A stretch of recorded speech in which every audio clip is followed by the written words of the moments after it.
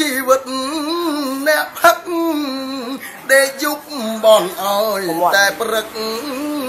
ព្រោះចិត្តនឹកឃើញតែស្រាបើមេឃមិនភ្លឺគេមិនបើកទៀមឡើយណាដេចមិនអាណិតមេត្តាដល់ក្រពះខ្ញុំវារើលុយមានតិចតួចលួចលាក់ប្រពន្ធទុកស្រាជាអ្នក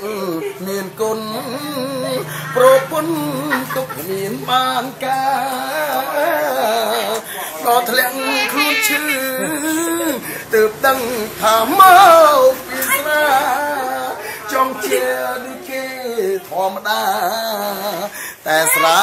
បំផ្លាញអង្គហើយទឹកភ្នែកអ្នកផឹកយំស្រនងខ្លួននឹងហើយមកស្ដាប់ប្រពន្ធទុកធ្ងន់ធ្លាក់លើណោណាអើយធ្លាក់លើ